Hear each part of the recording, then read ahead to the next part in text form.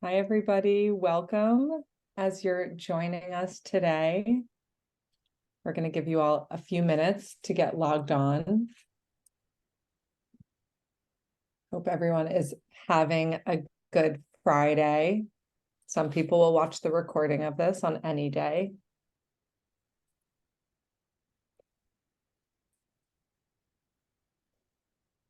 For those that are here, if you want to pop in the chat where you're calling in from, that would be great. It's fun to know where everyone is in the world.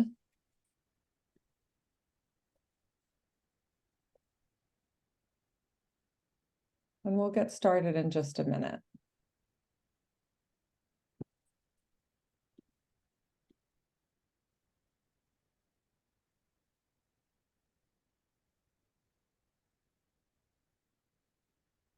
Okay. So welcome, everyone. I'm so excited to be here today for our talk on parenting stress from head to toe. Welcome, however you've made your way here. We're so glad you found us. Today, we're in partnership with Nutrafol. So I am excited to be on the Cooper side. My name is Chloe Massey, and I am a Coop leader here at Cooper. I do all things curriculum and research and leading talks and hosting groups. And outside of that, I am finishing up a doctorate in education and a teacher by trade. And of course, a mom to two boys. So I very much experience parenting stress. I will speak from a professional standpoint, but I also know what it feels like. So I get it. And I would love to introduce Dr. Kennard. We're so glad you're here. If you could tell us a little bit about yourself, that would be great. Thank you so much. I'm Dr. Ann Kennard. I am a board certified OBGYN and mom of two girls, ages 8 and 2. I am triple board certified in obstetrics and gynecology, integrative medicine, and lifestyle medicine.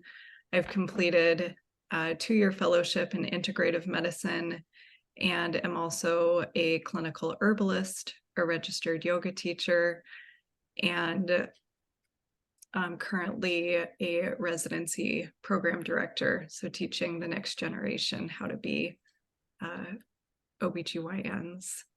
And I also am the Nutrafol spokesperson and very excited to be here today. Amazing. What a bio, Dr. Kennard. We're honored that you're joining us today. And I have so many questions about how you do all those things.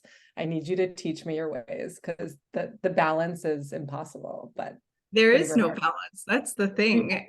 We have work-life integration, if you will, but not all the things happen well on the same day. Totally. And very, very relevant for our conversation today, because I think that's the point, right? The balance isn't real. How do we handle the stress that we feel as parents, as women? So very excited to have you joining us for this conversation.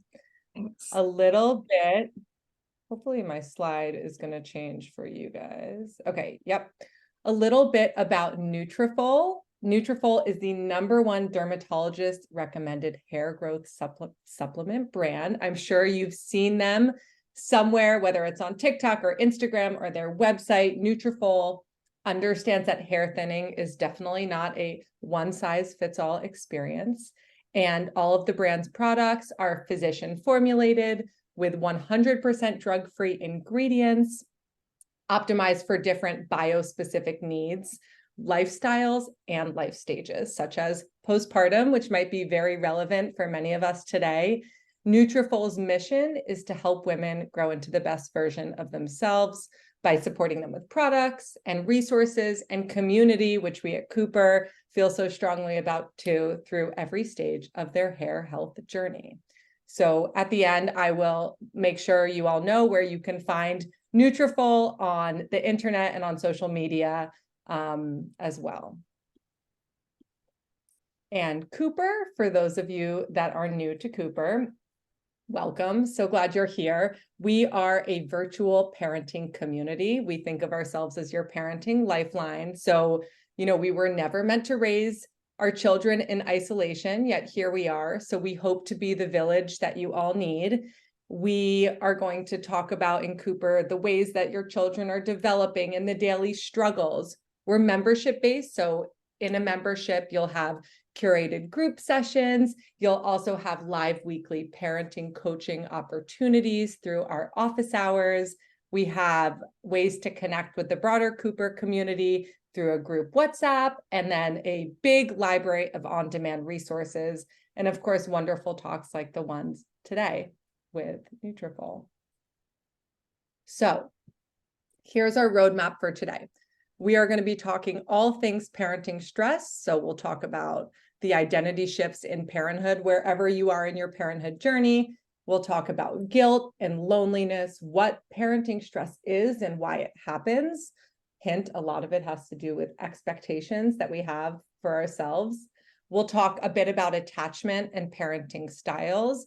And then we promise to leave you with some positive, some real strong practical takeaways.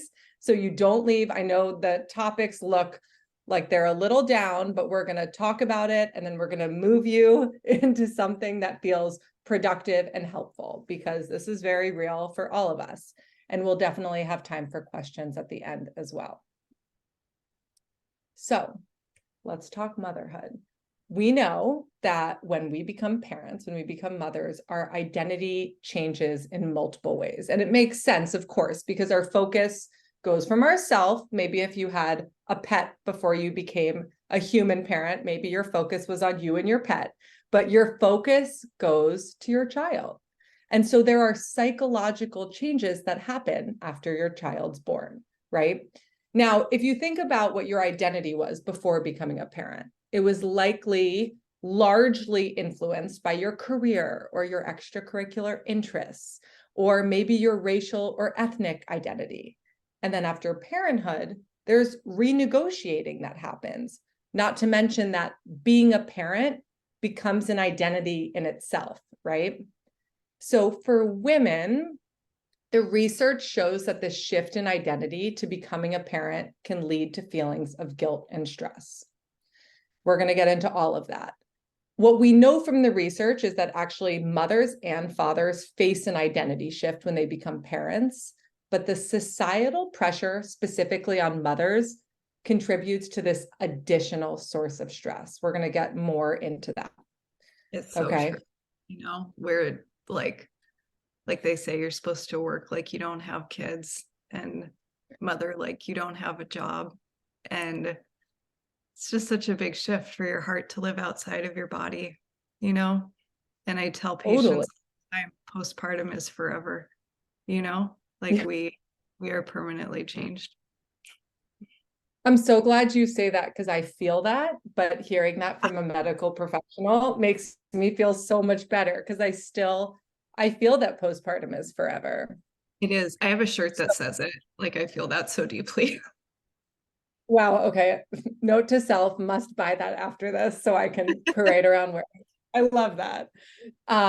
Yeah, it's a huge identity shift. And I don't know that this conversation is happening enough, honestly, but I'm so happy to be having the conversation today, and so thrilled, Dr. Kennard, that this is something that you're thinking about in your practice too. Oh, absolutely. And I also want to emphasize too that this shift happens no matter how you become a parent. I have one child that I birthed and one child that I adopted. And no matter how a child arrives in your life, that just is profoundly impactful.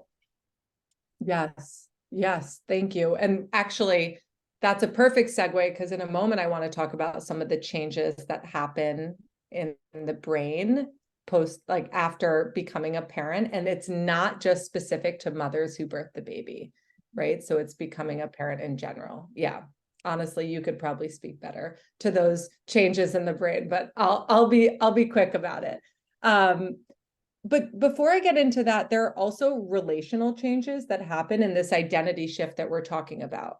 So what the research tells us is that there's a dip in relationship satisfaction between partners after a baby. And this often has to do with feelings of inequity in regards to parent roles.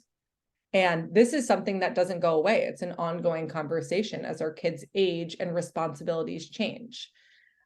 It's also interesting, the research shows that there's an increase in stress between parents and adult children when the identities shift to grandparents and parents. So all of this to say, this stress is real and we're feeling it in many different ways. Now, decades of research has captured the many, many roles. I think Dr. Kennard is a great example of the many roles we can have, mom and partner and work and leisure if there's time for that, right? And so the word mother load is used to describe this load of various responsibilities that we're trying to balance, but we know there is no balance. And part of it is getting comfortable with that. So actually, before I talk about this loneliness that we all feel, I want to quickly speak to the neurological changes that occur, because it gets back to Dr. Kennard's point. However you enter your parenting journey, there are significant changes, right? So what we know is that there is significant structural growth between 1 and 4 months postpartum in mothers and fathers. So that's that 4th trimester that we hear about. In mothers, there's increased gray matter volume, and in the areas of the brain involved with empathy and emotional regulation, maternal motivation, and the ability to process information. And with fathers, the growth is in the default mode network, which is basically connected to empathy and memory recall. And even grandparents show brain changes that allow for this increased responsiveness and empathy, which is pretty remarkable. So with all of these changes in identity, there's one more piece, which is that these changes in identity don't stop when you become a parent. Being a parent, there's this constant it's not so much keeping up, but as your child grows and changes, there's almost this constant grief of parenthood where you're meeting each change and phase and adjusting your parenting to meet your child as they grow. And I think that's like part we of just got it down. I'm like, we just got this, we reached a groove, and then they change. Yes. And right. And it's, first of all, just keeping up with the change, but also the mourning of like, wow, I love that phase. It's And hard. right? Like, and I think it definitely goes in waves. I mean, not everyone loves the same phase, right? People keep telling me I'm gonna miss the toddler phase, and I truly don't get it, because my youngest is a toddler, and there's not, I can't imagine missing it, but there's just a million different changes in the parenthood journey, and you're meeting each one and adjusting, and there's no handbook for this. No, there because isn't. every kid is right. I know. Maybe. I heard a person I admire say that being a parent is attending 1,000 funerals of who they used to be.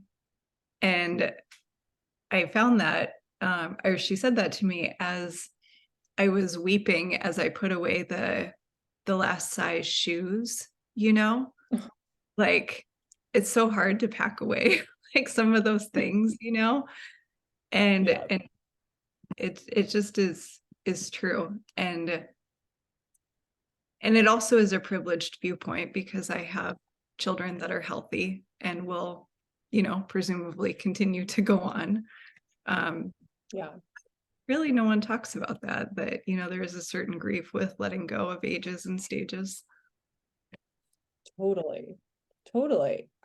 Dr. Kennard, I'd love if you could speak a little bit to this identity shift, which is such a big topic, from the perspective of an OBGYN. Like, how are you seeing this in your practice, what this identity shift looks like, and how women are, or parents in general, are experiencing this? In OBGYN, I think I see this most in a lack of safeguards around the new mom in particular. And so we have this identity shift as being a parent, and yet the vast majority of women do not have any paid leave. The average maternity leave is 2 weeks in this country. And down the line, I see a lot of guilt and shame associated with, just the difficulty of this transition, and postpartum anxiety, postpartum depression, that I'm trying to walk alongside as their physician, and take good care. But really, it's a lack of community and a lack of support systemically in the country, and it just profoundly affects women in their journey. Yeah, that's so well put. And I mean, that's one of the reasons why Cooper exists, right? To be that place, that community that we all, no matter how you have your baby, where you live, how many kids you have, everyone needs this element of support, right? So, and again, it's, not all physicians are thinking about this yet, but it's so, Dr. Kennard, so wonderful to hear that this is, an important part of your practice. It's shifting, that idea of the fourth trimester, from a regulatory and kind of systematic perspective. At least just this last year, insurers have extended postpartum coverage to 12 weeks rather than 6 weeks. So while that's still inadequate, it's a shift in the right direction. And more people are talking about it, and there's a movement of physicians towards fourth trimester care, both from OBGYN and family medicine and pediatrics. So really trying to recognize this very unique time and providing adequate support. But really, postpartum is not just the fourth trimester, it extends for the entire first year after the baby is born. But like I said, my personal thought is postpartum is forever. And this is, a shift that is everlasting. Yeah, I like that perspective too. I will be purchasing that shirt. That's very helpful to hear, and very promising to hear that direction, definitely baby steps. But I know so many women have completed that 6-week postpartum checkup form, and you're off, right? And it just feels, personally, I remember that, like, what? Oh, I did too. What? Yeah. Them letting me take the baby home, and I had delivered 1,000 babies before I had my own baby. And so, wow, like, I was as used to birth and newborns as maybe anyone would be before they had their own child. And still, I remember the nurse helping us pack her up in the carrier, and me thinking, you're just going to let me walk out with her? Like, that doesn't seem right. Are you sure? Yeah. So if you felt that after delivering 1,000 babies, right? Yeah. I mean, oh my gosh, I think it just solidifies the fact that, we all need this level of support. So yeah, I mean, in other countries, they dispatch a nurse home with you, I want to be in that country. So, I mean, connected to all of this is this idea. I've had you all looking at the slide, maybe eagerly wondering about this loneliness, but parenting is lonely, okay? And survey data suggests that as many as 32% of the parenting population experiences loneliness. This came from a study in 2021 administered by the Parenting Index, and they surveyed 8,000 moms and dads of babies 0 to 1 years old in 16 countries.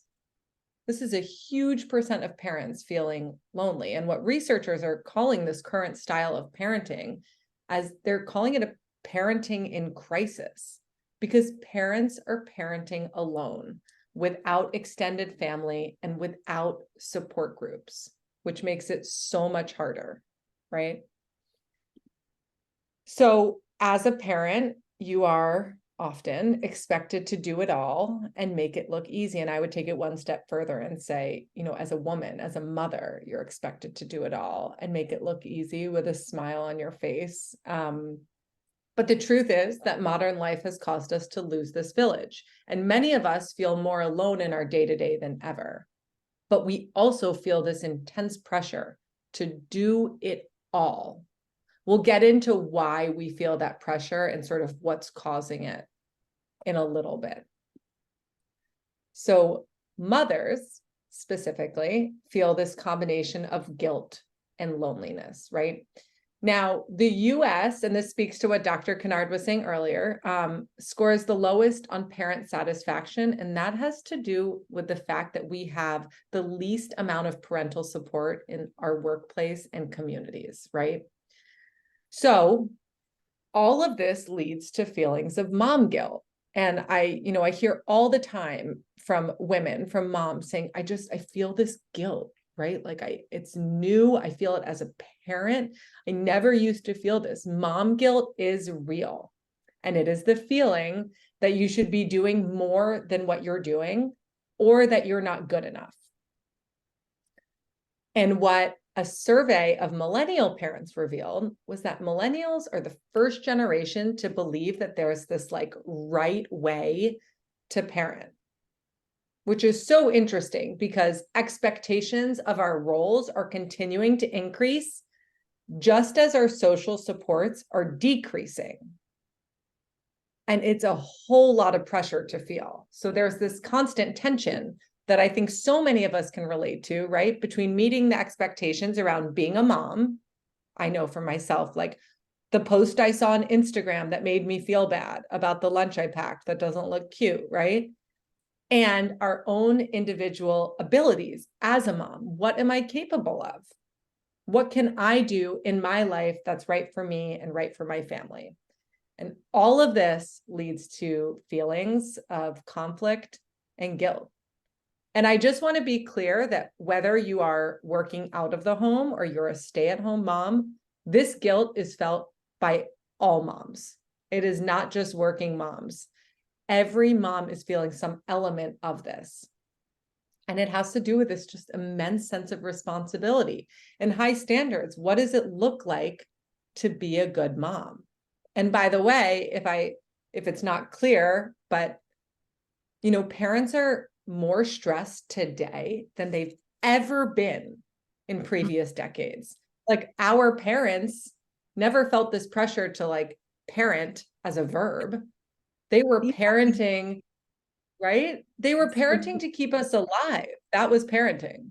Right. No, my grandmother, like the expectation was that the kids would be out of the house from like 8 a.m. to 9 p.m. and, playing with them, setting up enriching activities, just like the bar is super high. And it's like that connection is beautiful.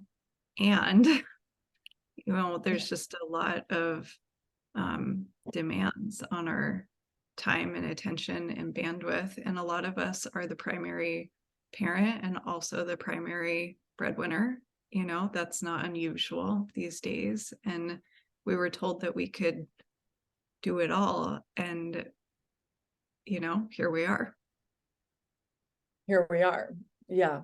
No, and in your practice, Dr. Kennard, are you hearing this from women, these feelings of guilt? Is this a conversation that's taking place? I was actually kind of surprised with that data because I'm like, show me a woman that doesn't feel guilty. Totally. I don't know. I know that's very fun. Yeah. So it's coming up. And I think that I know that you have 7 and your younger one is how old? My kids 7 are and 8 and 2. 8 and 2. Okay, sorry. So, and mine are 2 and 5. And I think, a parent with teenagers would say the same. Like, this isn't a guilt that disappears. So it's nice to be here talking about, and I promise we'll get there, how to handle and manage and what to do with this guilt. And these feelings that, we might have feelings of inadequacy at times. doesn't go away with age. So I've heard. No. Yeah. Okay. So let's talk about what parenting stress actually is, right? So parenting stress is this idea when the demands of parenting feel like they're too high and you don't have the resources to meet them. So I think this is fascinating. Parenting stress can be elevated by quite a few things. A child with a difficult temperament, a child with a medical need or behavioral diagnosis, limited social supports, AKA, environmental factors. right? Yes. Yeah. Yeah. Major issue. Yes, totally. Discrimination or simply having a child under 5. I feel So, that's the 2-year-old is yeah, killing me. I feel it. I would a 5-year-old and a 2-year-old. I'm just like, I feel it. But, I hope that these points at least show that, you can experience parenting stress for so many different reasons. And some people are hitting multiple of these bullet points. Like that's an added level of stress, right? So, we definitely understand the complexity and the prevalence of this parenting stress. There's no question. Now, I do want to say that not all stress is bad. Okay. So let's just briefly talk and we'll get into it a little bit more as we go, but there is such thing as positive stress, right? Like the first day of school or before you're leading a big meeting, right? And then there is tolerable stress. These are going to be events that happen in life, like an injury or the loss of a loved one. But having the presence of a supportive caregiver can help us grow, I shouldn't say but help us grow resilience in those moments. We'll talk more about this when we talk about attachment. And then there's toxic stress, which occurs when children or adults, by the way, face adversity without that buffering of the relationship with an attachment figure. So you go through something really challenging, but you don't have that relationship with someone else to help you move through it. And what we know from the research is that experiencing stress with a loving caregiver by your side can help you face challenges, can help you develop resilience, as I said, and can build character and coping skills. But of course, stress when you don't feel supported, like so many parents feel in this age of parenting, or stress when you feel like incapable of doing something, that hits different. And that's the same for kids and adults. When you are not supported, that stress can go from tolerable to toxic.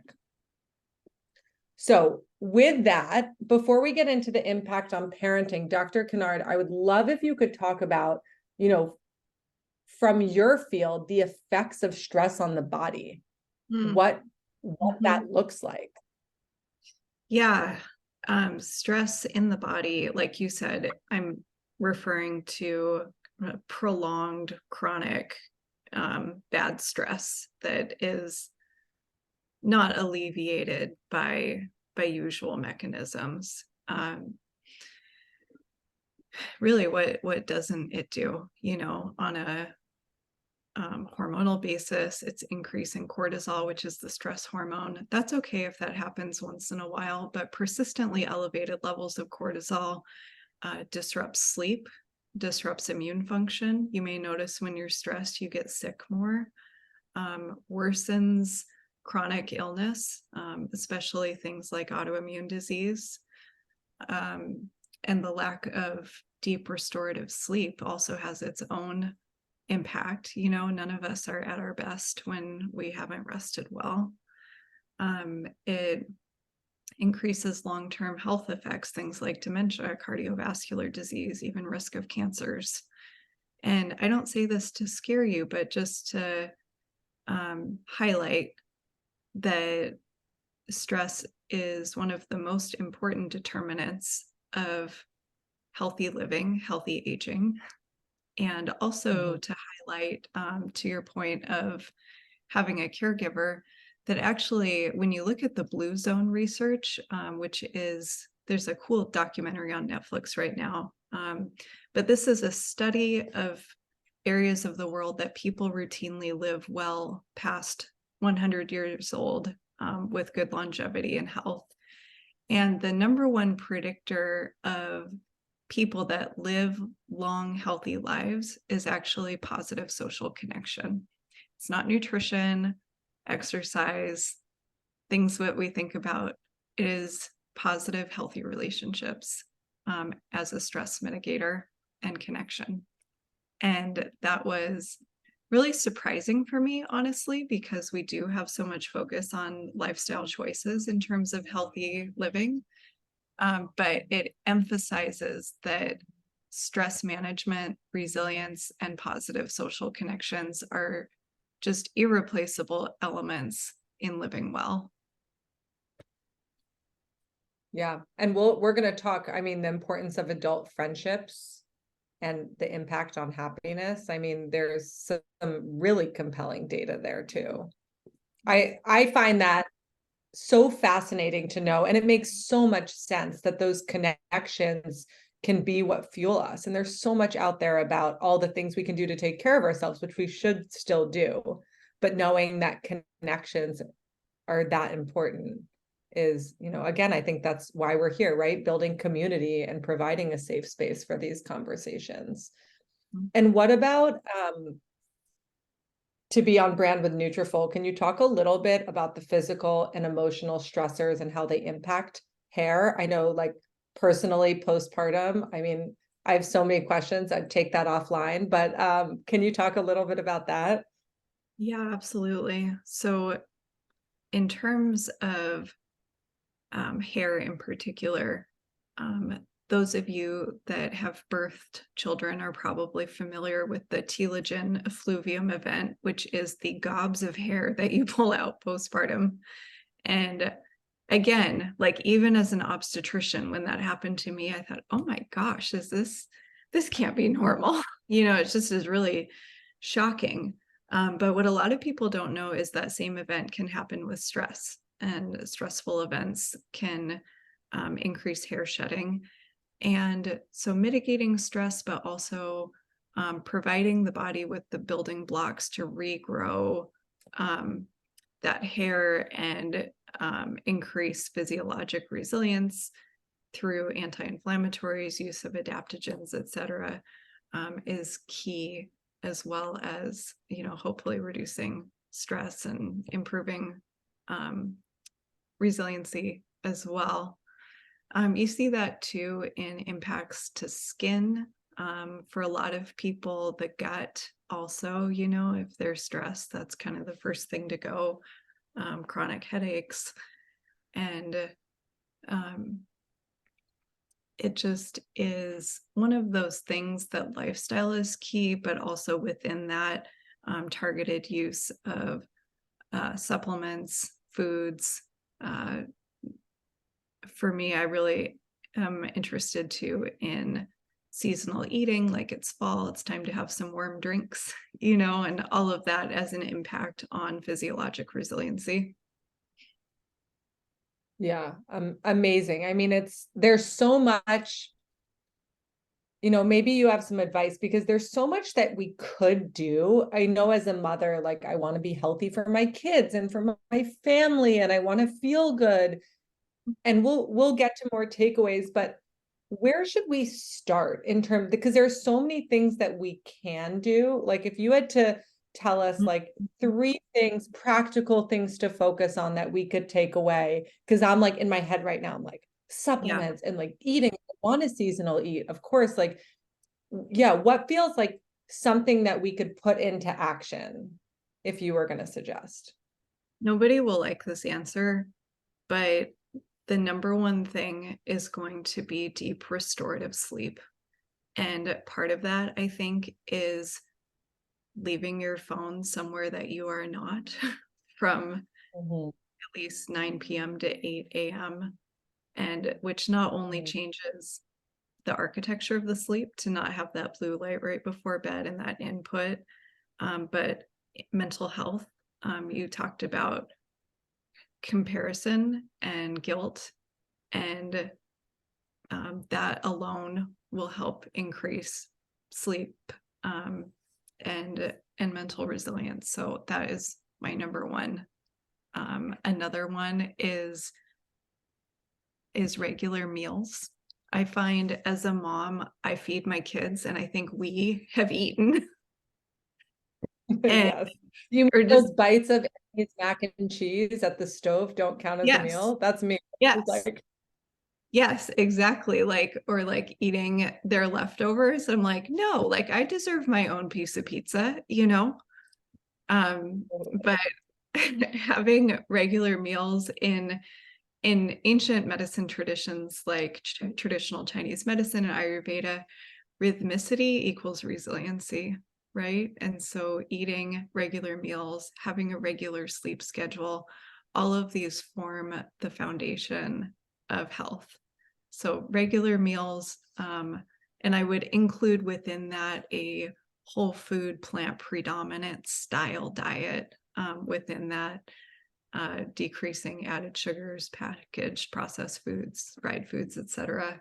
And then my number 3 is going to be social connection, community. However one builds that within their life that works for them is absolutely key to well-being. I love that. Thank you. Those feel to me, and I hope to all of you, feel like tangible things that I can focus on, right? Like how simple to put, or supposedly simple to put my phone outside the room and just be a little intentional in my behaviors before bed and when I wake up. And the fact that that can play such a huge part in mitigating that stress. I mean, yeah, I love that. Thank you. Yeah, thanks for asking. Yeah, it's so interesting. I mean, we could really talk about this for hours, the nutritional piece, but I like that, you know, there are actionable things that we can do that aren't overwhelming. So that's very helpful. So let's talk a little bit now, what happens when we parent under stress, right? So when we parent under stress, it can impact our relationship with our children. And I think if you think about yourself and your stress, this is going to make sense, right? Stress undermines our connections with each other. I know when I'm stressed, I snap, right? And it sort of breaks that connection that you would usually have with your child. It makes us less aware. It makes us less sensitive. We're less responsive, right? And so the way that this looks when we are stressed, we might answer them without thinking, or act without intention, or appear distracted. I mean, this has happened to me so many times. Or act out and lose our temper, which by the way happens, right? Lose self-control and act in ways that we regret. That's what happens when we're stressed. Now, one of the questions that I think we should definitely address is what's exacerbating the stress? It's actually all coming from parents' expectations of themselves. And so these on this slide, this is what parents believe often. Parents believe that children are a reflection of their parenting, but this isn't true. Okay, so how our children turn out is not entirely within our control. So here are the things that we are responsible for, right? So everything on this slide, outcomes are guaranteed, our children must be exceptional. This is what's adding to the stress. But let's put this noise away for a second and think about what we actually are responsible for, which is creating a supportive environment, providing unconditional love, showing kindness to our children, right?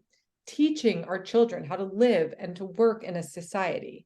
And the rest of it, right? Who they are, what makes them tick, the way they respond to the person who's inconsiderate to them, that's up to them, right? And all of this to say, you know, life is messy and the outcome isn't guaranteed.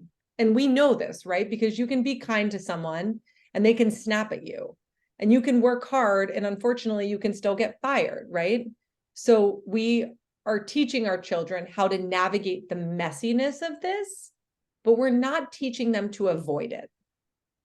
And what comes their way in life is not a reflection of us and our parenting, right? And there's parenting, I'm using it again in a way that generations didn't used to talk about it this way, right? Like How are you parenting? What's your parenting style? These conversations weren't happening, you know, when my parents were parenting, that wasn't a thing. So of all the things that we can't control for our kids, by the way, which is a lot, our relationship is not one of them. Okay, so this parent-child relationship, this attachment relationship is actually something we can control. So I hope everyone's taking a big, deep breath. Here is something that you can do, and it does not require a lot of work. The attachment relationship is a blueprint for all future relationships. And it's a buffer for adversity, going back to that toxic stress and how to mitigate it that I talked about earlier. So children with a secure attachment to a caregiver are more likely to have positive social and emotional and cognitive outcomes as they grow into adulthood. So let's talk about how attachment works, okay? The science, which is what we're going to trust, tells us it's a lot easier than we think, okay? So attachment, your relationship with your child, this is built in small and consistent everyday moments. So it's a dynamic process, as Dr. Kennard and I were talking about earlier. Your child, as they grow up, is changing. Their needs are evolving, right? So you having those small and consistent everyday moments, those are going to change as they get older, but that process will grow with time. In terms of attachment, you will not always be in sync with your child. Out of sync moments will happen. They have to happen, but you're still going to have children that know you love them. Also, regarding attachment, there can be multiple attachment figures. So it could be you and a co-parent or a grandparent or a nanny, another caregiver. The pressure doesn't only need to be on you. And I want to like shout this from the rooftops, especially to all the moms, right? The pressure is not just on you. And more attachment figures doesn't take away from the importance of your role. So finally, when it comes to attachment, having a child that feels seen and safe and secure.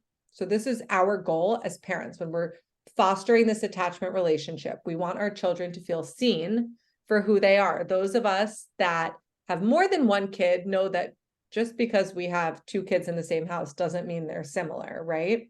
So seeing them for who they are and not who we want them to be. We want them to feel safe to go out and explore, knowing that we will be there for them. And we want them to be secure in their knowledge that they're supported enough, right? That their basic needs are met to open up space in their brain for focusing on learning and growing. So one of the most important ways, not the only way, but one of the most important ways we promote attachment is through our parenting styles. And I will say parenting styles is one of those topics where there is so much noise out there, right? Like, what's your parenting style? What's your approach? And I want to break it down and simplify it for everyone. There are two dimensions of parenting styles. There's sensitivity, which is responsiveness and warmth, and there's limits, okay? And both are important. So you want to balance between permissive parenting, right, which is high sensitivity with very low limits, and authoritarian parenting, which is because I said so, right? How many of us grew up with because I said so parenting? That was the answer. Why can't I do that? Because I said so. And so the balance between the two of those is authoritative parenting. Okay. And what it is it's firm and consistent limits. So you still have the limits, and it's balanced with love and patience and warmth. Okay. And then finally, in the best parent-child relationships, there's a goodness of fit. And what that means is a compatibility between the parenting style and both your and your child's temperament. So we're going to have our expectations, we'll have our limits, but we have to adjust and tailor those to who our kids are. Okay. So with that being said, I want to get really practical now, as promised. And Dr. Kennard, I was wondering if you could kick us off. Sorry to leave you with the teaser on quality, not quantity, but here you are. We'll get there. Dr. Kennard, could you talk a little bit about the idea of integrative health? I know you touched on this a little bit, specifically maybe a little bit more about physical activity and stress management, if there's anything else you wanted to add before we get into a whole list of other practical things. Yeah, so integrative health or integrative medicine is my dear professional love. And why I love it is it combines conventional medicine with all other healing strategies. And so it accepts everything that can contribute to health. It requires evidence, safety, and efficacy, and is, I think, just the best of both worlds, in bringing in medicine and surgery, as well as lifestyle supplements and wisdom from whole health systems like Chinese medicine and Ayurveda. And so in terms of exercise in particular, to your question, even a small amount of exercise has a profound physiologic impact, both in terms of regulating stress hormones and improving outcomes like insulin resistance. And so, I know a lot of people come into my office saying, I don't have time to exercise, or my kids are always around, or I just don't like to exercise. And It's like, so, my brain. You're like saying yeah, all my excuses. yeah, no, I get it. And so I asked them, well, what feels good in your body? What do you like to do? And start there. If somebody hates running, don't run. It's not practical. Nobody's going to do something they hate forever. And so I try to encourage people to think about that, think about small steps. When looking physiologically, getting the greatest bang for your buck, if you will, for your exercise time is going to be immediately after meals. So walking 10 minutes after a meal, if you do that twice a day, that adds up to 20 minutes, and over a week, then you're just about at the 150 minutes per week that is recommended for exercise. Exercising like that after a meal will help drive the sugar into the cells, decreasing insulin resistance, inflammation, and subsequently lowering cortisol. So that works for some people. Other folks, sometimes if they have a gap of time, while a kid is in nursery school or something, putting in, a little something there. I personally really I'm a Peloton user, and also I like the online Yoga with Adriene videos on YouTube. Those are free. And I pick something short because I find if I pick something short, I'm more likely to do it. And then, add on if possible / agreeable. Other people feel most like themselves with heavy, intense exercise and do HIIT workouts or, lots of things. That's not me, but really finding something that works and is sustainable and aiming for that 150 minutes per week as a goal is I think a good end goal, but should not make you feel discouraged and not start. Starting with anything will make a physiologic impact. Exercising in the morning is best for improving sleep. Sometimes if you exercise too late in the day, it can make falling asleep difficult.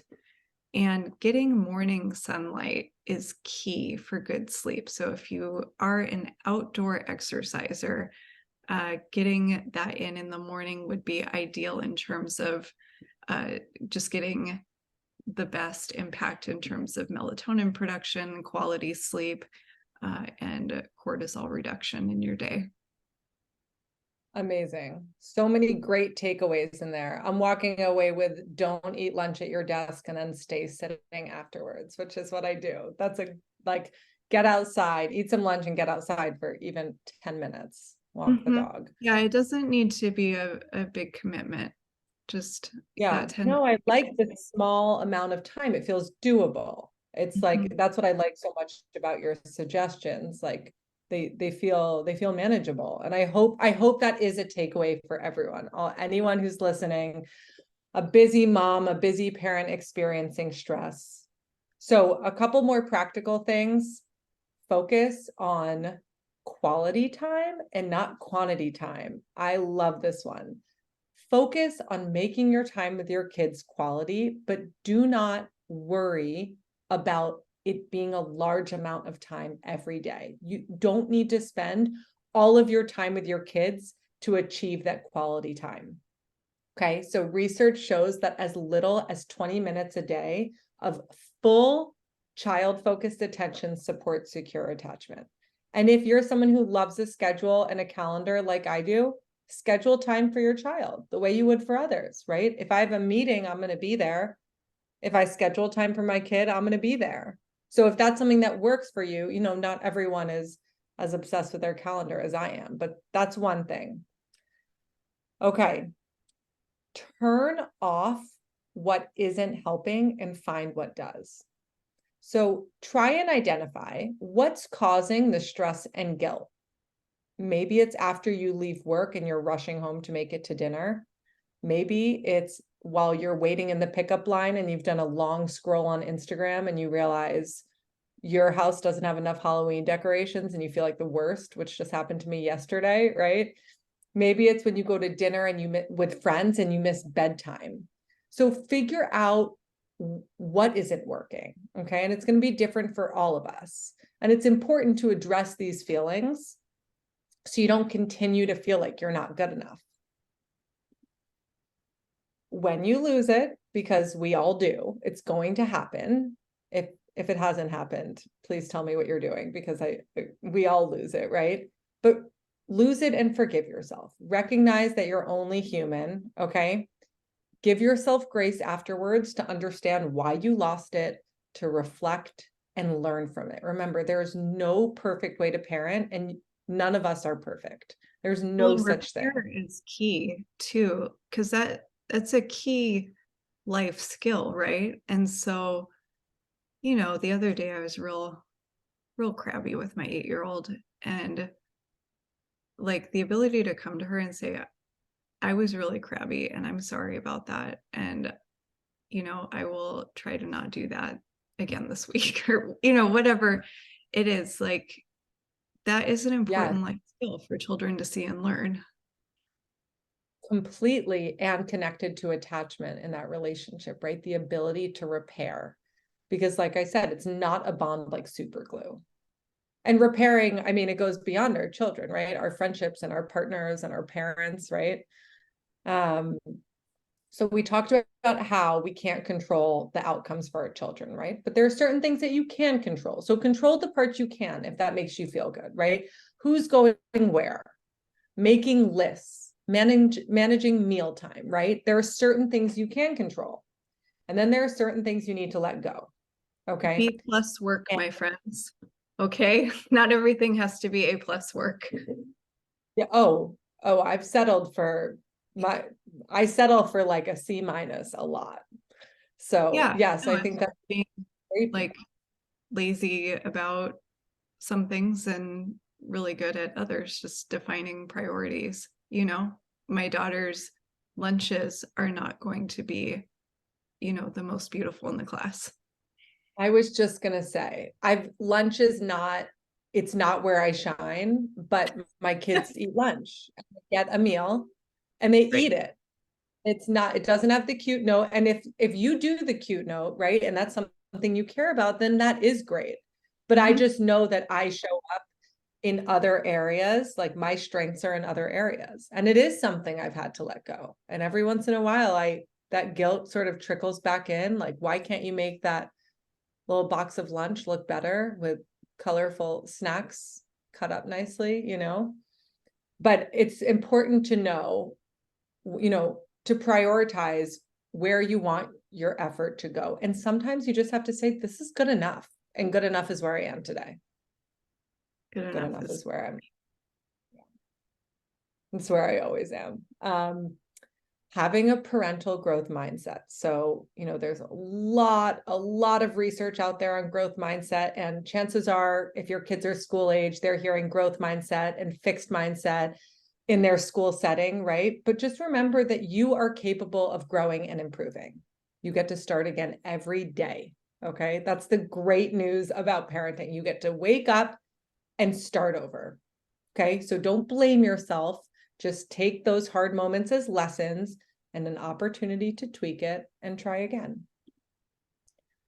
I'm going to move through these last few a little bit quickly because I want to make sure I tell you where you can find us. We are going to send out a nice PDF that has all of these takeaways on there. So if I'm rushing through, you'll get something that has all of these listed for you. Remember that self-care isn't selfish. And Dr. Kennard talked about some different forms of self-care, right? And, you know, prioritizing sleep, getting outside and getting some sunlight or a walk, right? So we're moving beyond the self-care that we often think about and going deeper level, what rejuvenates you from the inside out. Yeah, And building link a life that works for you is the ultimate self-care. Yes. Oh, I love that. Yes. And finding the things you love and incorporating that into your self-care, right? Looks different And for to that everyone. point, yeah, and to that point, there is no right way to do self-care. There is no perfect self-care, right? Practice routines and rituals that fit your family, because these can be very grounding to us, having a routine and knowing what's coming. I think morning time is often a great, I mean, mornings are hectic, don't get me wrong, but I set my alarm before my kids so I can do my routine that makes me feel good, except when they wake up early and ruin it. Maintain maintain a relationship with other adults, which we've talked about. It's hugely important.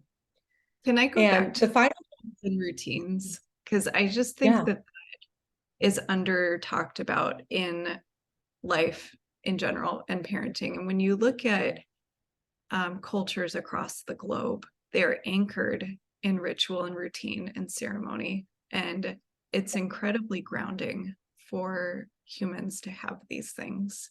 And that's part of what I was talking about rhythmicity equaling resiliency, regular meals, regular sleep, etc. And a ritual doesn't have to be a big thing. You know, maybe it is something you do to mark the beginning of the seasons. Routines go with seasons and cycles, right? And that can apply to anything. Not everything in your house is going to look good at one time. Like we all have, you know, seasons of and cycles of laundry, of meals. You know, these are things that we complete on a regular daily basis. And looking at them and accepting the rhythmicity of those things, I think, can allow us to tolerate discomfort and be deeply grounding, as well as mark time. We spoke briefly about the grief of parenthood, ritualizing some of that. Even the ritual of sitting down in the afternoon for a tea, you know, these are things that can help us cope with stress and feel deeply grounded. yeah, no, it's really, and we actually talk in many of our Coop groups, we talk about this importance of rituals and routines and what it looks like at home, right? Maybe it's mealtime for you, but it is very grounding. So with that being said, there's so much more that we could say. I know that we're up on time. I want to make sure I let everyone know where you can find us. For Cooper, this has been such a joy to have Dr. Kennard here and to have you all here talking about parenting stress and hopefully walking away with some great practical takeaways. You can find us at yourcooper.com or your_Cooper on Instagram. We have a code for you for 2 months off your membership. The code is 2, the number 2 months. And we would love to, if you're not already a Cooper member, we would love to have you join our Cooper community, where we hope to be your village and support you through all of the things that come in your parenting journey. And as for Nutrafol, you can find out more about them at Nutrafol.com or at Nutrafol on Instagram and TikTok. Thank you all so much for being here. It was a real treat, Dr. Kennard, to have you. Appreciate your time, and thank you, everybody. Have a great weekend Thank you if so you're here much. live. Thank you.